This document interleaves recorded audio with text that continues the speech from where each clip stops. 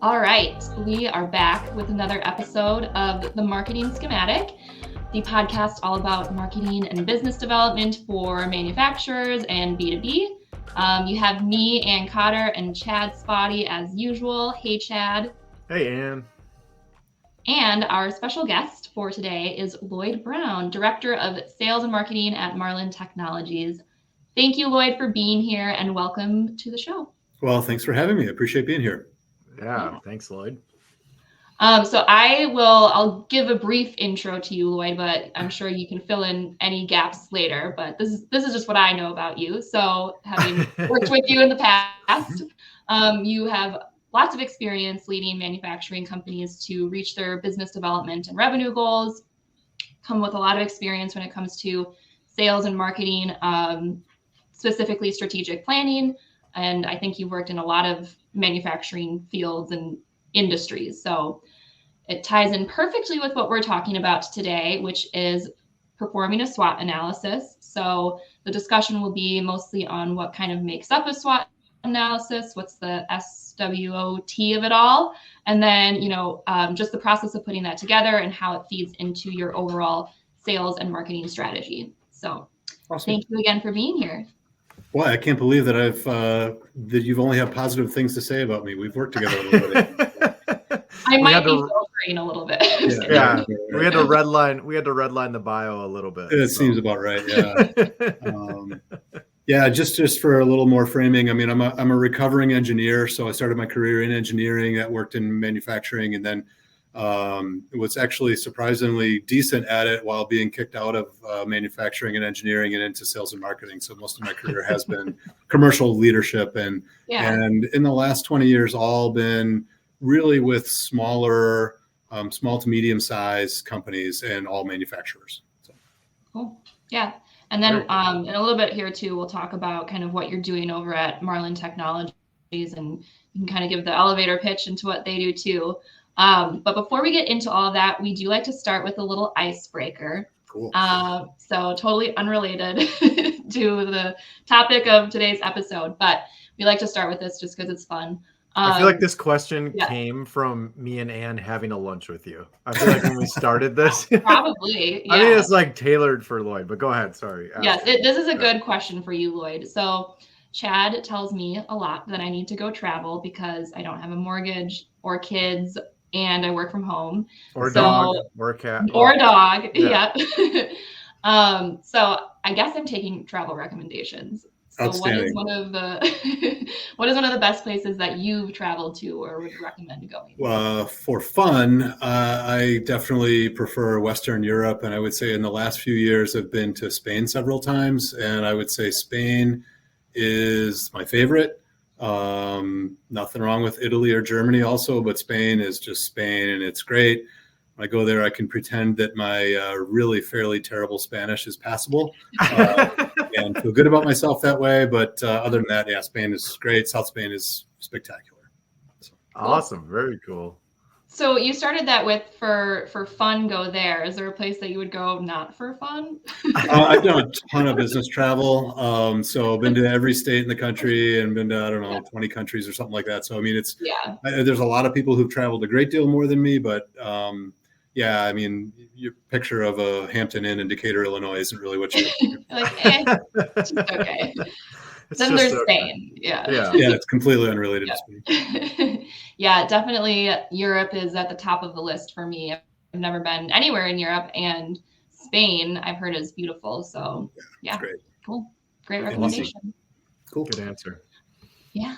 All right. So now we can get into the business stuff. So Lloyd, tell us a little bit about yourself. I know you started giving your background a little bit, but do you want to talk a little bit more about Marlin Technologies and kind of what you do there? Yeah, absolutely. Marlin is a really great small-ish manufacturer, kind of small on the way into what I would consider medium. We're located in Horicon, Wisconsin, is where our factory is and has been for quite some time. Our current ownership has owned it it'll be 25 years next year, so it's extremely stable. And in that time has recently gone from one generation of ownership to the next, and it's incredibly smooth. So that's great. we manufacture electronics for off-highway vehicles. So if you think about keypads and buttons and input-output controllers and all kinds of industrial stuff that you never see on a vehicle if you're using it or seeing it go down the road, it's what makes those vehicles actually work. So we're turning on lights, horns, hydraulics, motors, auxiliary equipment, and things like that. So it's a great company. Love being here. And my job is Director of Sales and Marketing. So I've got a relatively small sales and marketing team. And then we go to market not only directly, but also through several manufacturers' reps. And so working with those reps who are selling on our behalf to secure new business and keep our current customers happy. Cool. Very cool. Yeah. I think working on a small team, I'm interested in just having this conversation with you to see how you prioritize kind of when you perform these strategic planning or doing a SWOT analysis, then what comes out of that, how do you identify, like, it might be a lot of things. So how do you pick, what's the main priority? So yeah, I think that's very relatable to a lot of marketing teams and manufacturing companies. So cool. All right. So we can just go ahead and get started then with talking about SWOT analysis. So I want to just start with the kind of introductory 101. What is a SWOT analysis? And you can just describe this in your own words and in your own experience. Yeah, absolutely. I mean, I'm not a strategy savant by any stretch. So whatever I say, take it with a grain of salt. Put your own, your listenership put their own interpretation on all of it. But SWOT, pretty simple: strengths, weaknesses, opportunities, and threats. And it's one of the tried and true strategic tools to look at a company's competitive position and really set some of the direction for that they should go in. With that said, it's a pretty rudimentary tool. It's kind of the first one, I think, probably because it has a really easy to remember acronym. But it gives you a little bit of a combination of internal analysis and external analysis, and that's pretty good. So the strengths and weaknesses are really internally focused on what are we good at, what are we less good at, how do we interpret that compared to our competition, because that's what we're competing with. And then the opportunities and threats side, that's more of an external analysis, saying where's the market going, how are things changing, maybe a competitor has introduced a feature or a different plan that was perhaps new or being exploited in some way. Do we need to respond to that? So Sure. Cool. And when do you think, and I'm kind of thinking because we're approaching 2024, when's a good time to perform a SWOT analysis? Like, is it something you would recommend or do every single year? Or is it more like when you just are introduced to a company, you'd like to do it? Or how do you decide when a good time is? Yeah, I think you have to do them regularly. And I was thinking about this quite a bit because, with this discussion about SWOT per se, it is kind of the rudimentary tool. It's the beginning, right? And that's fine. It's great. But it is generally also only one of the tools that one might, look at from a competitive standpoint. And it's not the be all and end all. With that said, one of the reasons that all of these tools have to be refreshed is that things change. And I think they changed in today's business world at least as fast as ever before. So doing a SWOT periodically, at least annually, I think is an instructive thing. You may come up with the same things as you did last year, but you may not. And if you're paying attention to what's happening in the external environment, likely there'll be some new things. Hopefully you've made progress on some things that might have been weaknesses to get them at least to be neutral. Hopefully you found a way to amplify some of the things that have been strengths and take advantage of them and compete well based on those strengths. So I think that periodically is really good. I think annually is kind of a minimum. And I think that also it's a good tool. It's easy to do. And it's a matter of just taking a half a step back from some of those trees, looking a little bit more at the forest and saying, okay, what do we see happening? And that can get prompted by a competitive development or a breakthrough in your own R&D department, or somebody comes up with a new idea. What would we do with that? Well, I don't know. Let's think about where that fits into our overall competitive strategy and consider, is that a big deal? Maybe it's a big deal internally, technically, whatever, but maybe to the market it's not. Okay, that's good to know. And those kind of tools, like us including a SWOT, can help you sort that out. Sure. Yeah, I think one of the questions we'll get to is kind of outcomes from doing a SWOT analysis. And so you mentioned that there's other frameworks that might be, I don't know, that might dive a little bit deeper, I guess. So we can talk a little bit about that too later on, about what Sure. that might feed into. So another question I had, because you had mentioned this when we first started talking about doing this episode, is the difference between what you learn about a SWOT analysis in school, and I know you have your MBA, versus in actual application. So do you want to elaborate a little bit more on what you mean by that? Yeah, I mean, all the young engineers that I work with would tell me that my MBA was from 1912, so it's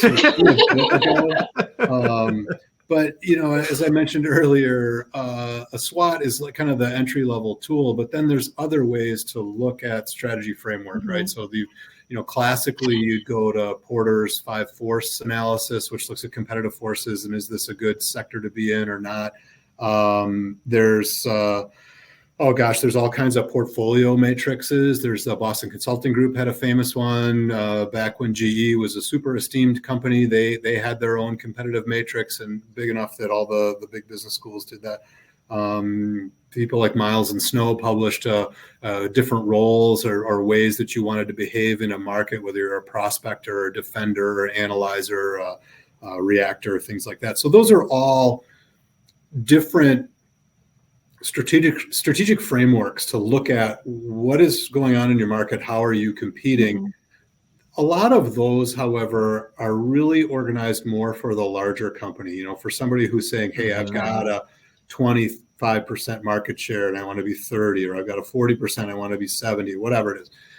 When you're a small manufacturer, I think unless you're in a really niche-y world, you're often, in a who cares what your market share is, because that's not a relevant question, right? I mean, we're a 60-person company. We're really happy with that. We're on our way to 100. We're growing at a really great rate, and it's an awesome thing to do.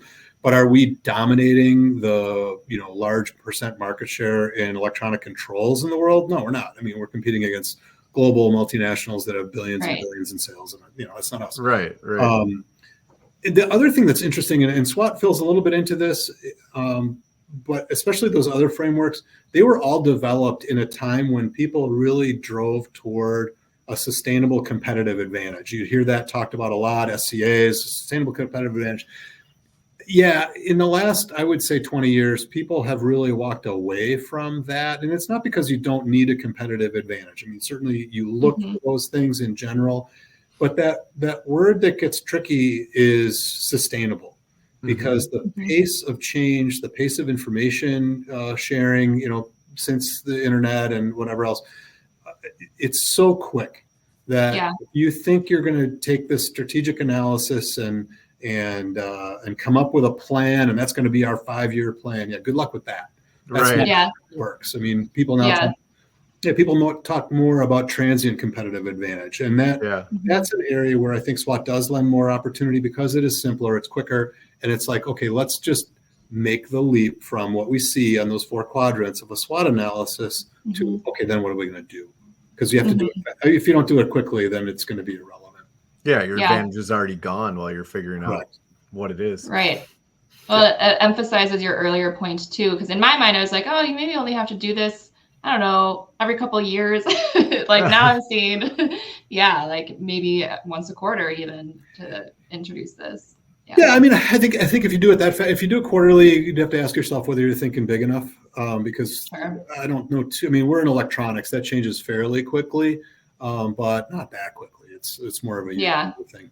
Yep. Yearly. Okay. Yep. Good to know. We're nimble. We're not that nimble, Ann. Yeah, fair enough. Cool. So I want to talk a little bit about then some of the components that go into performing a SWOT analysis. So from my understanding, there's like you said, internal and external factors, and the internal is the strength and weaknesses, correct? Yep. Yes.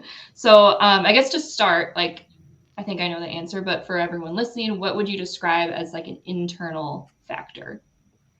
Well, I think it's the things the competencies that you're really good at. So for example, in our company right now, we have a really excellent competency in great engineering. We do great electronic design and software writing and all that stuff that really gets to the needs that our customers have. And we do that in a not only do we do a good job of designing it and building it, but we also do a phenomenal job of servicing that customer afterwards. So we skew much more toward like a customer intimacy competitive value proposition. So we're making components that go into industrial equipment, so call it construction industry, things like that, on skid steers or telehandlers or things.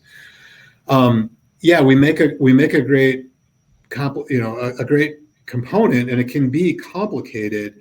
It'll work exactly the way it's been told to work. It does exactly what it's one of the great things about electronics. They do exactly what you tell them to do. But there are many, many complexities about it. And we can have customers who call us up and they say, hey, I don't really get it. I don't think it's working right. We would do a tremendous amount of support. We have a team of some of the best troubleshooters I've ever seen who really do an excellent job of understanding the customer's machines. They understand what the situation is. And we go and deliver that to them, whether it's remotely or on site. We are extremely aggressive about saying, oh, okay, I don't really understand from afar what that is. We'll be on a plane tomorrow and we'll get there and we'll solve it. And 9 times out of 10, it has nothing to do with our product. It's to do with the environment that it's in. But until you're there on the machine looking at it, you can't really understand what that is. That's a strength that we have. So we're looking internally at our company and saying, what do we deploy as something that we're really quite good at? I think that when you do that analysis for a SWOT, it's really important to be very cross-functional on the inputs to a SWOT analysis. In other words, I'm in charge of sales or marketing. Well, that's neat, but that doesn't mean that the way I look at what Marlin does is the way that Marlin does those things, right? So we actually did one recently, is doing strategic planning, as you indicated. The year is coming rapidly to a close. It snowed here the other day. Yeah. What the heck? Yep. So, we pull our operations person into that, pull our engineering person into that, pull our HR person into that. What are the things that we're good at across all functions? And I think having that breadth of input into that process is really important.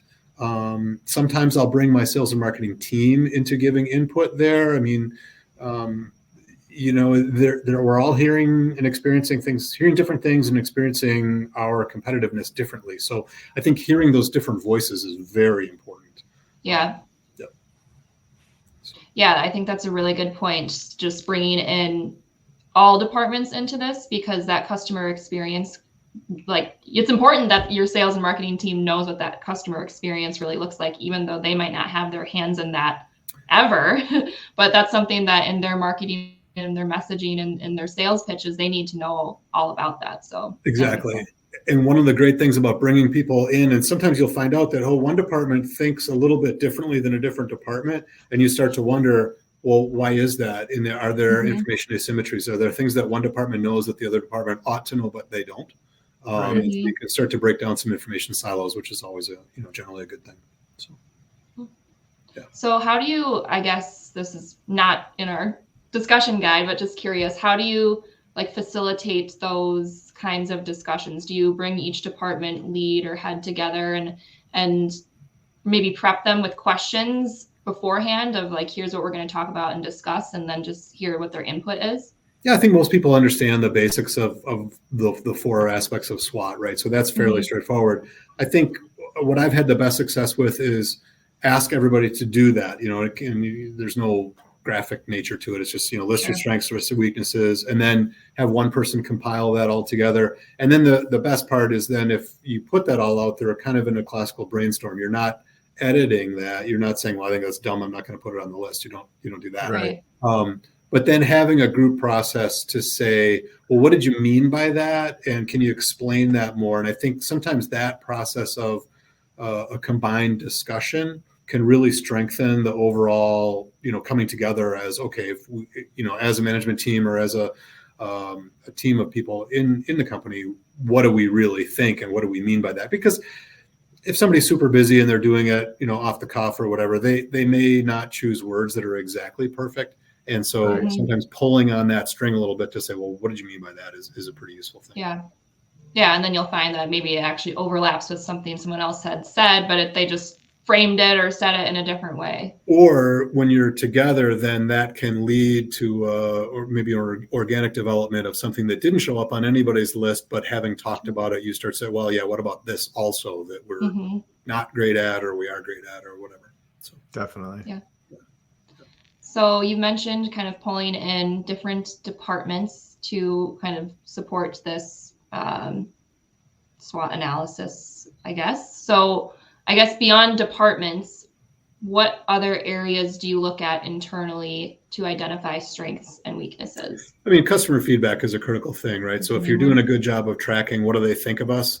And it may be in an NPS survey, or it might be in something else. Those are good sources of data. It might be looking at your, if you're logging, if you're doing a decent job of logging, what kind of, in our business, we do a lot of field service. So we send some really technical people out into the field. And if we can capture what they're learning, that's telling us some things that we might not otherwise understand. Or when they go on that trip, they spend, a day or two at a customer. Well, guess what? They have dinner, they have lunch. They're usually not doing that alone. And then you've learned other things at that, Right. that time too. So pulling, that information in. Certainly sales information is very important. Like I mentioned earlier, we go to market through partially through manufacturers' representatives. So those are not our employees. They're people that are paid on commission to sell our stuff. Well, they have a different take on how we present to the market and what they see and how that compares with other product lines that they represent. So they see strengths and weaknesses too. So I think just being, you kind of look at all of your stakeholders and you figure out what makes sense. Cool. Awesome. All right. Well, then moving on to looking at external factors. So that is your opportunities and threats. Same kind of question. Where do you start looking as far as getting information on external factors that would affect that? Yeah, I think that's the bigger challenge, especially in a technical field. I think that it's very tricky to really sort out what are the influences that are truly opportunities or threats, and there's a lot of red herrings out there. I mean, there's a lot of things that, okay, that's an issue, but maybe not. A lot of guesswork. Yeah, and there's a lot of guesswork. Yeah. What do people say? Engineers, when they go into sales or marketing, they're like, that's just liquor and guessing. So yeah. Well, it's only half true. You can figure out which half. Trade shows are a good source of that. Looking at especially places where not only we're exhibiting or maybe we aren't, but especially if you can see what your competitors are talking about, and shows are a good place for that. I mean, obviously there's website searches in that, but that's great. It's not the richest stream of data ever, but it's good. If you can speak onto your competitors' mailing list and get their propaganda, I think that's a good thing. You listen to what are they talking about? How are they talking about it? How are they positioning it?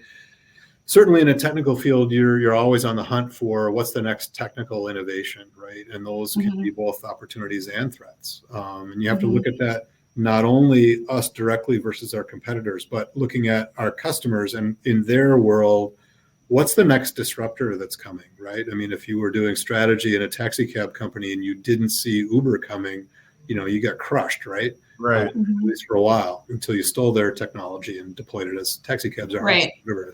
So, but they probably lost, 5 or 10 years in the traditional cab industry of just not competing well because there was a total disruption. And what they didn't realize is that people wanted a completely different user experience, and we'd all pay more to do it on our phone and not have to hail a cab. Right. Yeah. I think that the trade show thing is really interesting. Just simple as just walking around and looking at what competitors are there promoting, because obviously you're going to bring your latest and greatest, best product to that trade show or put strategy around it.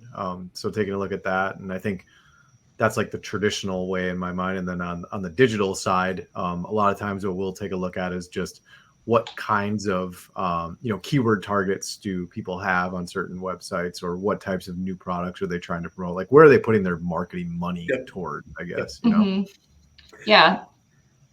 Go ahead, Lloyd. No, I think those are really excellent points because, obviously trade shows are a funny thing, aren't they? I mean, digital was eroding a lot of trade shows. And I think trade shows were sort of in a gentle slide down, and then COVID, so it was a full restart.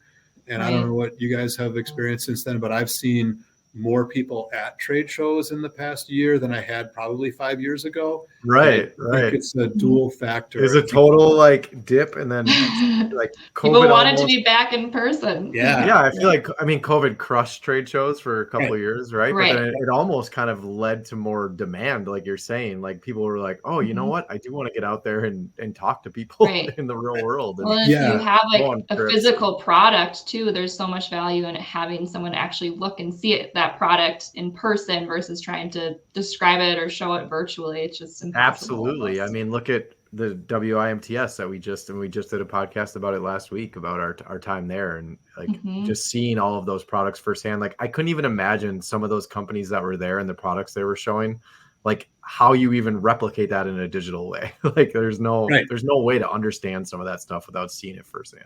And everybody had an involuntary, forced effort to do a digital trade show or whatever. And I don't know what your all experience. My experience was not amazing. I can't. I have not talked to one person who said that someone nailed it. So I think that drove people to go back in person when they can, and health, whatever. But I think that people have got maybe a renewed understanding and appreciation for when you walk around, you see things that you weren't looking for, that you didn't know you're interested in. And I think that's where a lot of things happen. I mean, we make industrial controls. So walking the utility show a few weeks ago, holy cow, there's so many different utility trucks and cranes and you name it that are there. Right. And you start to look at, well, how are they controlling that? What are they using? What's their user interface? Well, how are they managing their way, and what are their competitive issues? And that starts to feeds the idea funnel for what's an actual opportunity. Whoa, we could do that, and that'd be cool. That's where a lot of those ideas come from. I was just talking to my wife about this the other day. Something you just said there kind of triggered this. Like, how efficient are grocery shopping and like my wife's Target runs have gotten, where you're ordering online and you're going and picking it up. You're typing in exactly what you want, and then they're delivering it to your car for you.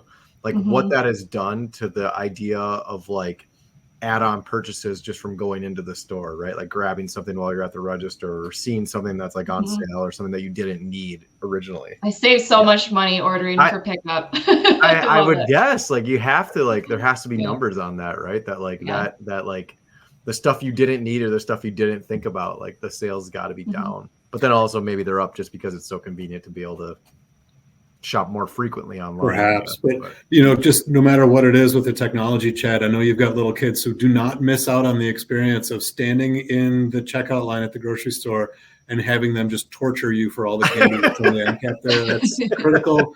If you miss that experience, you've really missed out on part of life's joys. I think I dodged a bullet there. I bet. No, I think that's the reason why, like when you do a grocery pickup, they're always, out of stock of at least one or two items. I think it's just to get you to come in there, like I'll go there countless times, and the thing I was looking for is there. They're just getting me to come in to look for it, I guess. But that's funny. There's one other thing I want to touch on trade shows too, so you had mentioned how it's much easier, I think, to identify internal factors just because you have that like customer data that they're trusted and their pain points. You talk to them every day. Whereas on the flip side, externally, it's much more difficult to get those like consumer insights. So I think also trade shows can be useful for gathering that, because the trade show we were just at, there really weren't that many competitors there for us to necessarily spy on. But I felt, especially what we were doing at our booth, we were getting so much information from manufacturers who are not our customers, just about their challenges and pain points. And we actually introduced the podcast and did little interviews with them to kind of talk about what's exciting in manufacturing. And that was my like biggest takeaway from going to that trade show, is we just learned so much from, I guess it's kind of consumer insights, because we were able to talk to so many people we wouldn't normally get to meet. So. Exactly. I think that's one of the critical things. When you look at opportunities and threats, you're trying to get outside of your own building, right? You're trying to, whether you have a building or you're virtual or whatever, you're trying to get out in the external world. And then if you're physically doing that, I think that's good. And, you want to leverage the things that your own physical sales force are experiencing, whether they're doing, online selling, or whether they're doing telephone selling, or they're literal, on the road traveling salespeople. They're having conversations that are really valuable. And if you can help them listen for contribution, not just to make that sale today, but also to say, well, what are we seeing? What are we hearing? That's a very important thing. And it's, you're generally not comping your sales reps on, well, what competitive insight did you give me? But that's a really important part of that experience. Yeah, definitely. Good point. Cool. All right. So I feel like we have a solid understanding now of the foundation of a SWOT analysis and what internal and external factors are. So I want to talk a little bit more, or ask you a little bit more about the actual kind of process and applications. So the first one, and I mean, we've kind of touched on this, so if there's anything missing, just chime in, but what are some of the steps that you typically take to put a SWOT analysis together? I know you mentioned obviously bringing all the department heads together and having those initial conversations. Maybe talk through kind of like what happens then after that brainstorming conversation. Well, I think that's where a lot of companies do get stuck, is you do a SWOT, you feel, oh, I did my strategy, but then what? Right. Right. I mean, in the end, the then what has to translate into actions that are going to be deployed either through your marketing efforts, through your sales efforts, hopefully both of those together. How are you going to leverage, if you have something that is a competitive strength, what are you going to do about it? Right. What materials are going to help your salespeople tell that story better?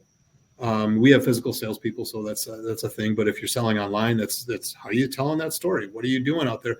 How are you doing that? If you have a weakness, how are you going to mitigate that? What is the answer when the customer raises that? That's going to show up as an objection, most likely. And you say, oh yeah, what about this that you don't have, that you stink at, whatever. You have to give your team, what's the party line, and how do you handle that, and how do you help your salespeople redirect that to a more productive, process with that customer, helping them put that into context of whether it is or isn't important. And that's just the really easy, how do you go to market with what you now have identified as something that But then the other part is saying, well, if that's a weakness that's significant, maybe we ought to address that. Maybe we ought to try to shore that up. Maybe we ought to try to come up with an offering that addresses it, a feature set, or whatever that would be. So I think that's where the rubber meets the road. And I think that's where a lot of, it's easy to make assumptions about big companies have more time or they have more resources to do things. And yeah, in contexts, that's true. They're also not sitting on free people laying around with nothing to do either. So everybody's really busy. But in small companies, you can often do the SWOT, you talk about it, and then you get busy with something else and you don't really act on it. And I think that's a mess, right? So you really try to have the managerial discipline to say, okay, so let's address, maybe we can't address all 6 of these weaknesses, but let's pick 2, let's pick 3, let's focus on those.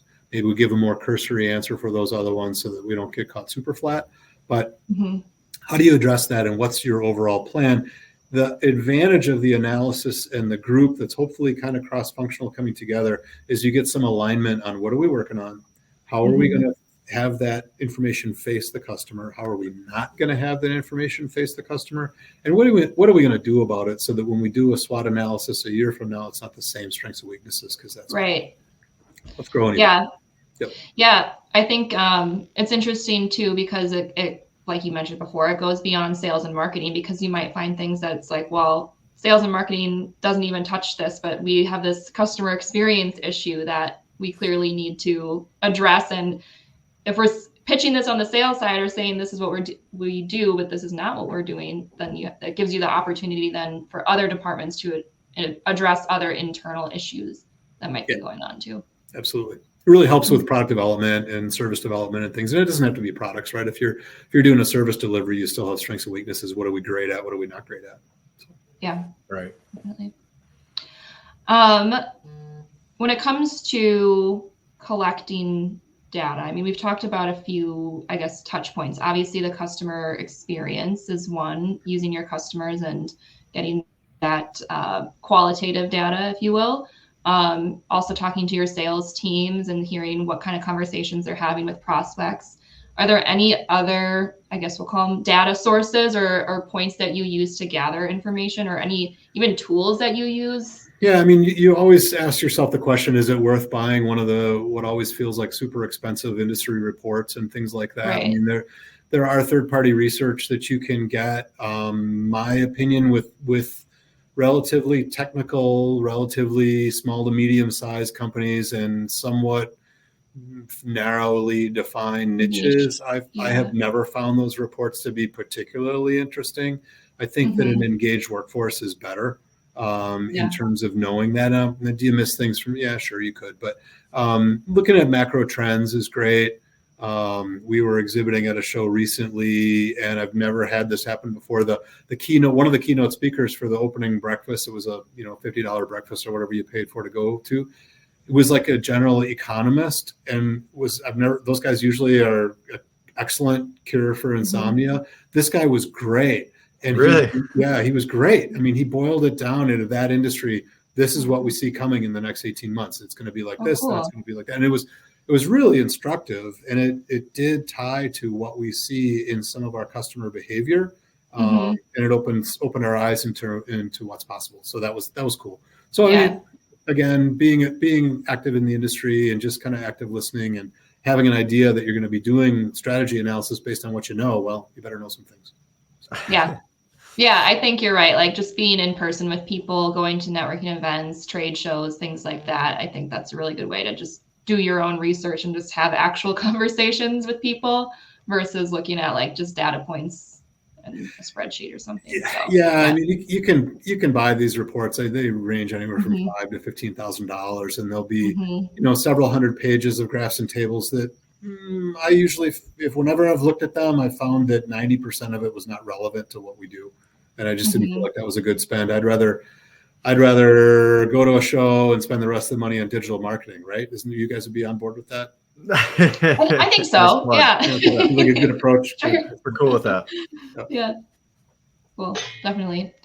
Kind of last question on, I guess, the actual process of doing a SWOT analysis. What are some common roadblocks that you've encountered when putting something like this together? I mean, groupthink is always the biggest one, right? It's we know what we know, and we don't have to ask that question because we know. Do you? Right. So I think always challenging your assumptions and that's hard because you have people that maybe have made organizational decisions or investments based on a certain understanding, which may have been true when they did that, but a couple of years makes a big difference in what's happening in the world, right? So, one technology platform, it can get leapfrogged, right? So that's a real thing, and just being able to gently challenge those things. And I say gentle because you don't want to break the people that are involved. If you bash them on the head too hard, they engage, and that's no good. Just a little nudge, just a little nudge here and there. Small hammer is good. So, so I think that's the biggest barrier, and then devoting, I think, enough open-ended time to the process. Again, I think SWOT is one part of a process, and it can be a good almost discussion opener. But then having enough time to really go through, well, where should we be going, and not having that be, we only have this room for 3 more hours, so we got to pound this. That may not lend you to the best process. It's hard to take away from the ridiculous number of things that are required to be done every day to do the bigger picture strategy. But if you don't do the bigger picture, sadly, the other things that you need to do start going away too. So, you got to get the strategy right. And when I say that, I say you have to get the strategy right, but you don't have to get it perfect. You have to get on the right direction. And then I forget which general is probably Patton, is give me a plan a good plan that I can explosively execute is much better than a perfect plan that's too late. Right. And that's really important. So analysis paralysis is a thing. So. Yes. It's a little too relatable, Lloyd. I could see your face, Anne, as Lloyd was saying that. I could see your face. Yes. We are. I always have to remind myself. Yeah. Yeah, we're in the thick of planning for next year right now, and it's that's hitting a little close to home for sure. Well, you never know everything you'd like to know. Right. If you try to know the majority of it, you're probably doing just fine. And then trust if you have good leaders who've been around for a little bit, trust your intuition. You'll probably get it right. But just challenge one another, and not in a bad way, but I mean, just stretch your boundaries a little bit, and then you'll have a good conversation. And then you've got a set of information that you can all play from the same place from, and develop a way to move forward together. And I think that's usually where you get the most out of it. Yeah, exactly. And I think just from our standpoint, historically, we try to plan almost too much and try to think ahead too far, and then we get into it and nothing really gets done because we have to deviate right away from that plan. Exactly. Exactly. I literally I was cleaning some stuff out for old work files that I had at home and whatever. And I literally last week I found it was an old strategic analysis. So it was really rigorous. It was probably 20 or 25 years old. I didn't think out. I didn't do it. It was literally 216 pages. And I just laughed. I'm like, no one ever page a day. There's no way that anybody ever looked at that. Yeah. No. Wow. Yeah. It's like then you just over plan. Give me a 2-pager, please. Yep. Yeah, exactly. Yeah. I constantly have to remind myself progress, not perfection. Because as long as you're making progress, it's like you said, much better than having the perfectly formulated plan, but then it's way too late. Yeah. Right. Which you're probably going to throw away most of it anyways when COVID when you have to pivot. Yeah, exactly. I think one of the things when you talk about strategy and frameworks and things, like SWOT is one. We talked about some other ones, but really where that's taking you to is what kind of relationships do you want to have out there? What kind of supplier relationships do you need? What kind of customer relationships do you need? How do you deploy those things? I think that's a lot of where the rubber meets the road. And there's a ton of literature on business canvas and lean startup and things like that. Those are great and much more contemporary frameworks for how to run a business. And not everybody needs to do a SWOT analysis because they need to reframe their entire business, but it does give good discussion points about, all right, what are we trying to do here, and how do we do this in a way that makes the most sense without coming up with the 216-page report. So I think that's pretty good. Channels of market, customer relationships, revenue streams. Where's it coming from? And that's where some of those opportunities can really pay off. Yeah, definitely. Thinking a little bit more specifically towards sales and marketing, how might your sales and marketing strategy be influenced by those? Yeah, a lot of messaging. It's really, how do we want to talk about this? What do we want to talk about? I mean, we make controllers that can, control 50 different things, right? So what do you want to talk about that's innovative about that? And how do we want to choose the things that are strengths, amplify those. Like I said, we wanted to have the sales team armed with the information so they know how to deal with a weakness that we see. And how do we explore opportunities? If we think it's an opportunity, what information do we want to get to vet? Is that really an opportunity? Is that something that we should be going after? Well, let's take a couple of baby steps in that direction and figure out, can we get some data, some real world data about, well, what if we develop this solution for that opportunity? Does that work? Does that play in Peoria or does it not? And that is a way to kind of validate some of the things that we've seen. So I think that when you articulate it through a strategic analysis, I think it gives you the things that you want to test and verify and figure out, is that a thing or not? And you can do the same with threats, right? If a competitor is saying, oh, it's this great thing, and you talk to 4 customers and they all like, I don't care, then that's not really a threat, right? And that happens. So, definitely. Yeah, I think that makes sense. The messaging and just how you're positioning yourself is going to be most heavily impacted by all this. Correct. Yep, definitely. I want to kind of end on where we started. You mentioned that you are on a smaller marketing team, I would say, right? Is that accurate? So for you, I think this is relatable for a lot of manufacturers or marketers in manufacturing companies. How do you then prioritize? Because like you said, there's a lot that can come out of a SWOT analysis or any sort of strategic planning meeting. Yeah, way too much. So how do you navigate that or kind of pare down to the essentials and what the biggest priorities are? Yeah, I think that's where the hard work comes of figuring out, all right, what time frame can this happen in? What are the resources we have? And yeah, we're small right now. We've had a marketing intern and we've outsourced everything else to an agency. And there's some areas where that works super well and other areas where not as well. And looking at if as a management team we want to accomplish these 9 things, well, then how do we resource that? If we don't want to make that resource investment, then okay, what does that mean? And then that means that maybe 9 becomes 3, and we try those things, or maybe those other 6, we just do a little bit of testing, and we'll come back to that later. So, but it's a struggle. I mean, I'd love to say there's a magic bullet. Right. There's no easy way to find out what the biggest focus should be, for sure. Correct. Yeah. I mean, it's just, I'm not sure that's a great answer, but that's the only one I've got after a million years. Oh, that's okay.